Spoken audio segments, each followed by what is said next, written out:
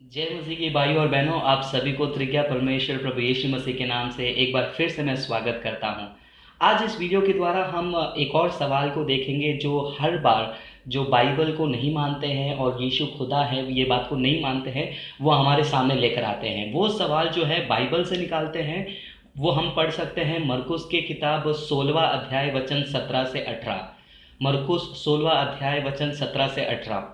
जो मुझ में विश्वास करेंगे उनमें ये चिन्ह होंगे। वे मेरे नाम पर दुष्ट आत्माओं को बाहर निकाल सकेंगे। वे नई नई भाषाएं बोलेंगे।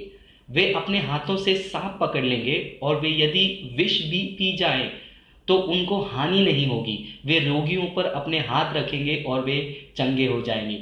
दोस्तों, ये वचन को जो है कई बार हमारे मुसलमान दोस्त और जो यीशु की दैविकता के ऊपर भरोसा नहीं करते हैं, वो एक आजमाइश के तौर पर, एक चैलेंज के तौर पर हमारे सामने पेश करते हैं। अब ये चैलेंज देखिए, डॉक्टर जाकिर नाइक ने भी उनके एक डिबेट में, उनके एक मुनाजरे में उन्होंने सामने लेकर आया था। और मुश्किल की बात यह है कि बहुत सारे क्रिश्चियन भाई जो हैं ऐसे सवाल का जवाब कैसा देना है वो नहीं जानने के कारण उनको लगता है कि बाइबल गलत है। तो आप देखिए कि डॉक्टर जाकिर नाइक ने किस प्रकार ये सवाल को पूछा था उस मुनाजरे में। बाइबल में एक साइंसी आजमाइश है। हमें कैसे पता चलेगा सच्चे मानने वाले का? यह जिक्र है मरकज की इंजील में, बाब नंबर 16 आयत नंबर 17 और 18। वो कहता है कि सच्चे मानने वालों की कुछ निशानियां होंगी और उनमें से चंद निशानियां ये होंगी, यानी मेरे नाम से वो शैतान को मार भगाएंगे, वो लोग गैर मुल्की जुबानें बोलेंगे, नई जुबानें, वो अजदहे काबू करेंगे। अगर वो मरने वाला जहर भी पिएंगे तो वो मरेंगे नहीं। अगर वो अपना हाथ बीमारों पे रखेंगे तो वो ठीक हो जाएंगे। ये एक साइंसी आजमाइश है। साइंसी इस्तेलाह में इसे किसी सच्चे और मोमिन ईसाई की परख के लिए तस्दीकी आजमाइश कहा जाता है। मेरी जिंदगी के पिछले 10 सालों में हजारों ईसाइयों के साथ मैं उठता बैठता हूं, मेरे जाती ताल्लुकात है मुबल्लिगीन के साथ भी। मुझे अभी तक एक भी ऐसा ईसाई नहीं मिला जो कि बाइबल की इस तस्दीक करने वाली आजमाइश पर पूरा उतरता हो। और मुझे अभी तक ऐसा एक भी ईसाई नहीं मिला जिसने जहर पिया हो। एक भी ईसाई ऐसा नहीं, वो जहर पिए और वो मरे नहीं। दोस्तों, केवल डॉक्टर जाकिर नायक ही नहीं, आज बहुत सारे हमारे मुसलमान दोस्त हैं, वो यही चैलेंज को, आजमाइश को लेकर हमारे पास आते हैं और कहते हैं कि यदि तुम सच्चे क्रिश्चियन हो तो तुम जहर पी के दिखाओ, तुम ये सारे कामों को करके दिखाओ, क्योंकि यीशु ने तुमको बोला है ना कि तुम ये सारी चीज़ें कर सकते हो। दोस्तों, दुख की बात यह है कि आज बहुत सारे ऐसे अनएजुकेटेड, यानी कि बाइबल को नहीं समझने वाले क्रिश्चियन हैं, वो ये चीज़ों को जो है वाकई में आजमा के देखते हैं और उनकी मौत भी हो जाती है।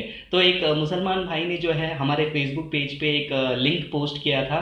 उसमें कोई पास्टर ने जो है अपने सभा के लोगों को पॉइजन पिलाया, विष पिलाया और वे लोग मर गए। जी हाँ दोस्तों, इतिहास में ऐसे बहुत सारे घटनाएं हुए हैं जहाँ पर ये वचन को जो है लिटरली बहुत सारे क्रिश्चियंस लेकर आजमाने की कोशिश करने लगे। जैसे कि सांप को उठाना, एक पास्टर थे नाइजीरिया से शायद, उन्होंने सांप को रखकर आराधना चलाया, सांप को दिखाकर बताया कि देखो मैं सच्चा विश्वासी हूँ, लेकिन एक दिन उस सांप ने उनको काट लिया और उनकी मौत हो गई।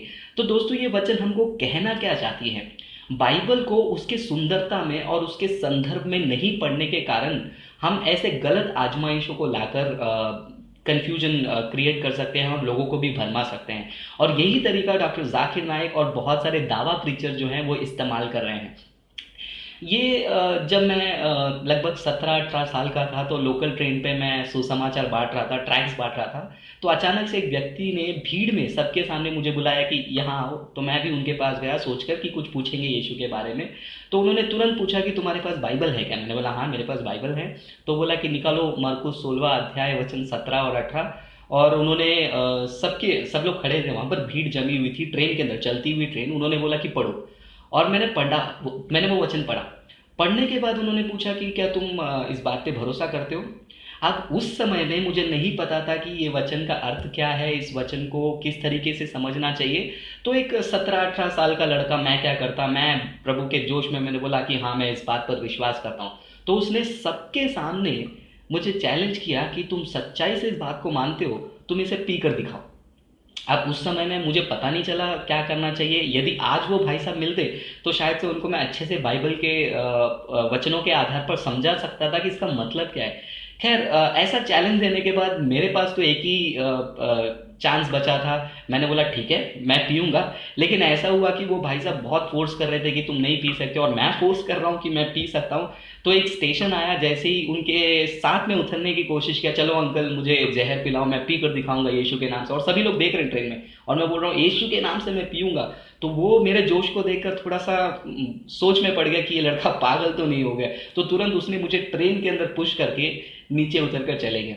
तो दोस्तों मेरा कहने का मतलब यह है कि आज आप कहीं पर भी जाएंगे यीशु मसीह के बारे में बोलने के लिए, कुछ लोगों को ट्रेनिंग दी हुई होती है कि भाई ये वचन को निकाल कर क्रिश्चियंस को अटैक करो और उनको सवाल पूछो और उनको टेस्ट करो कि उनको बाइबल आता है या नहीं आता है। अगर आता भी है तो उनका बाइबल गलत है। तो दोस्तों मैं सीधा जवाब में आना चाहूंगा कि मार्कुस 16वां अध्याय वचन 17 और 18 में हमें क्या सीख मिलता है, वो एक्चुअल में वचन कहती क्या है। ये जवाब को जो है मैं दो भाग में रखना चाहूंगा। एक, मैं आपको सवाल का सीधा जवाब पेश करूंगा बाइबल से और उसका अर्थ समझाऊंगा।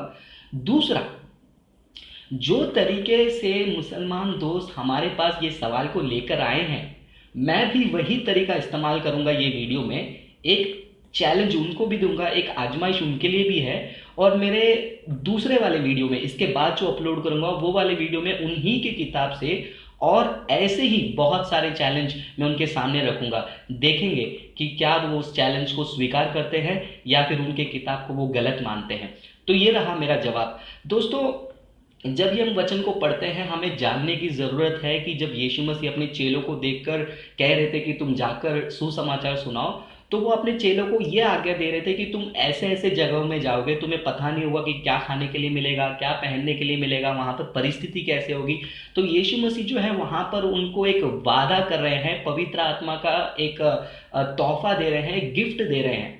यीशु मसीह ये नहीं कह रहे कि तुम जाओ, जाकर जहां जहां सांप मिलेगा उसे उठा लो, जहां जहां जहर मिलेगा उसे पी लो, और जाकर मैजिक शो या फिर जादू वाला कोई एंटरटेनमेंट कार्यक्रम करो। यीशु ने ये नहीं कहा। यीशु उनको वादा कर रहे हैं कि जब तुम सुसमाचार सुनाने जाओगे इस दुनिया में विश्वासी, सच्चे विश्वासी के रूप में, तो अनजाने में तुम्हारे विरोध कुछ गलत काम आ जाएगी, तो उस गलत चीजों में परमेश्वर का हाथ तुम्हारे साथ रहेगा और वो तुम्हें बचाएगा। तो दोस्तों ये एक आजमाइश नहीं है, बल्कि एक परमेश्वर का वादा है उनके सच्चे लोगों के लिए। ये जो मरकुस 16 अध्याय 17 और 18 में हम देखते हैं, ठीक उसी प्रकार का एक वादा हम पुराने नियम में भी देख सकते हैं। भजन संहिता 91 में वचन नंबर 13 में देख सकते हैं, जहां पर लिखा है कि तुम बिच्छुओं को रौंदोगे, तुम ताकतवर शेरों के ऊपर चलोगे, ये वचन लिखा है। तो दोस्तों पुराने नियम में जरा पढ़कर देखिए, क्या कोई भी नबी, कोई भी भविष्यवक्ता ये वचन को लेकर, भजन संहिता 91 वचन 13 को लेकर जंगलों में जाकर सांप को पकड़ना, बिच्छुओं को पकड़कर निचोड़ना और शेरों के साथ खेलना, ऐसा किया उन्होंने? क्या उन्होंने परमेश्वर के वादा को निकाल कर परमेश्वर को ही उन्होंने आजमाइश में डाला, परमेश्वर को ही उन्होंने कसौटी में डाला? नहीं। लेकिन शैतान जब यीशु मसीह से बात करने के लिए आया था, जब यीशु मसीह 40 दिन के उपवास में उस जंगल में थे, शैतान उनके पास आया और वही शैतान, वही टेक्निक यीशु मसीह के पास इस्तेमाल करके कहा कि यदि तुम खुदा हो तो इस पत्थर को रोटी बनाकर खा लो। क्या करो तुम, ऊपर से कूद जाओ, क्योंकि वचन में तो लिखा है। लेकिन यीशु मसीह ने क्या जवाब दिया? यीशु मसीह ने करारा जवाब दिया उस शैतान को। लूका की किताब 4 अध्याय 12वां वचन में हम पढ़ते हैं कि तुम्हारे खुदा की परीक्षा न लो। हाँ दोस्तों, ये हम पुराने नियम में भी पढ़ते हैं, नए नियम में भी पढ़ते हैं। खुदा का परीक्षा नहीं लेना चाहिए, हमें खुदा की आजमाइश नहीं लेनी चाहिए, क्योंकि खुदा जब वादा करता है वो सही समय में पूरा करता है। तो क्या ये वादा पूरा हुआ? जी हाँ, हम दानियल की जिंदगी में देख सकते हैं। दानियल की किताब में 6 अध्याय में देखते हैं कि जब दानियल को शेरों के गुफा में डाल दिया गया, तो कोई भी शेर ने उनको हानि नहीं पहुंचाया। तो क्या दानियल उसके पहले भजन संहिता 91:13 के अनुसार जंगलों में जाकर जबरदस्ती शेरों को ढूंढ ढूंढ कर उनके साथ लड़ाई करने गए कि देखो हाँ खुदा ने कह दिया है तो वो मुझे कुछ होने नहीं देगा? नहीं। ऐसे अचानक से आने वाले सिचुएशन पे, माहौल में प्रभु यीशु जो है अपने बच्चों को संभालते हैं, बचाते हैं। वो पवित्र आत्मा का वादा। और नए नियम में भी क्या मरकुस 16वां अध्याय वचन 17 और 18 का पूर्ति हम देखते हैं? जी बिल्कुल देखते हैं। आप देखिए प्रेरितों की किताब 2 अध्याय पढ़ के देखिए, लोग भिन्न भिन्न भाषा में बोलते हैं। आज भी कितने सच्चे मसीही लोग हैं वो भिन्न भिन्न भाषा, अन्य भाषा में बोलते हैं। तो ये परिपूर्णता है उस वादा का, उस प्रॉमिस का।